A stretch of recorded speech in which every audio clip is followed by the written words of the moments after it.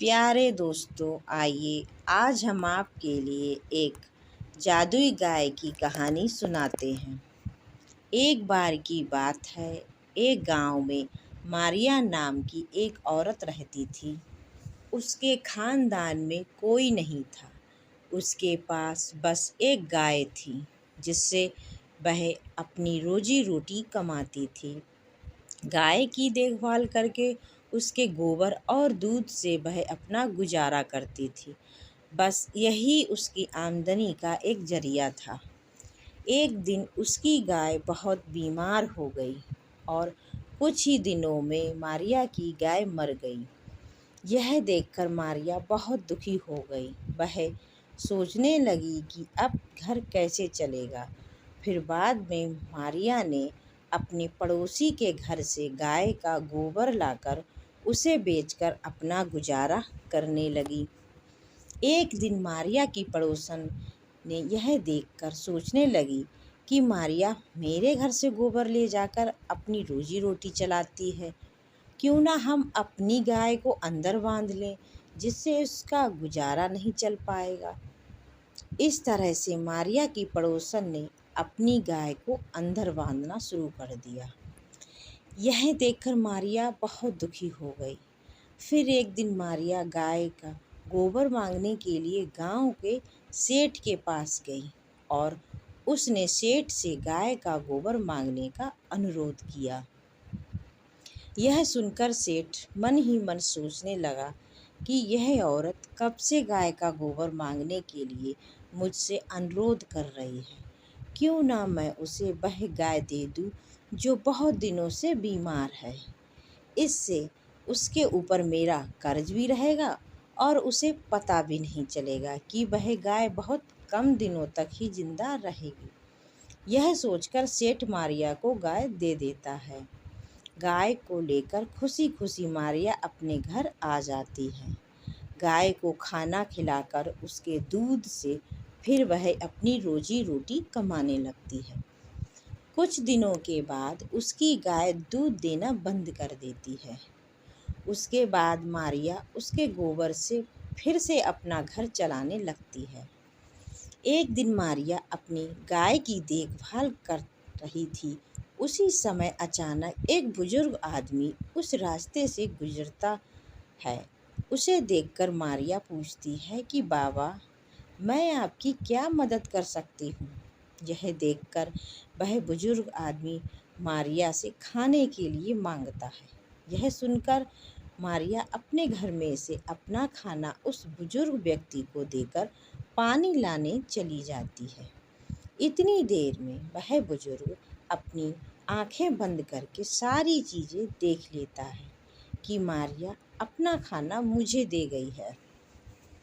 यह देखकर वह बुजुर्ग आदमी बहुत खुश होता है और मारिया के आने के बाद उसे बोलता है कि तुमने मुझे अपना खाना दिया, अब तुम्हें कभी भूखे रहने की ज़रूरत नहीं होगी।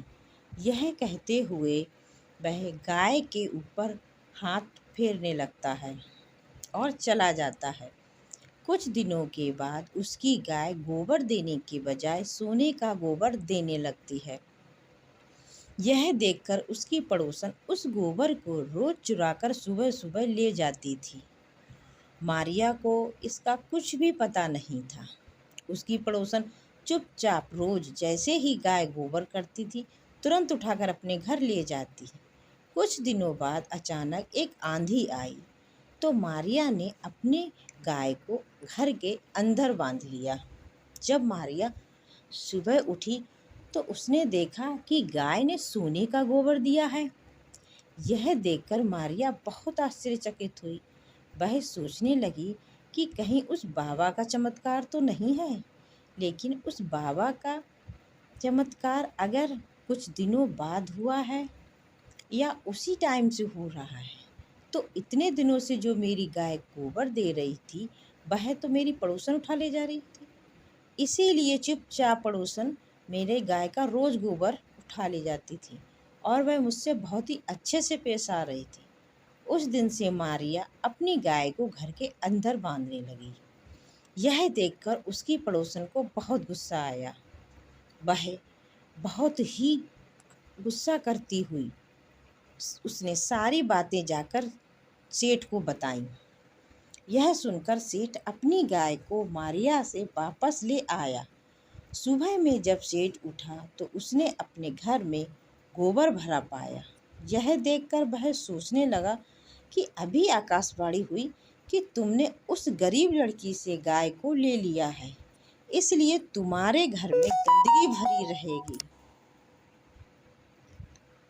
जिस दिन तुम यह गाय उस लड़की को वापस दे दोगे, उस दिन से घर में गंदगी साफ हो जाएगी।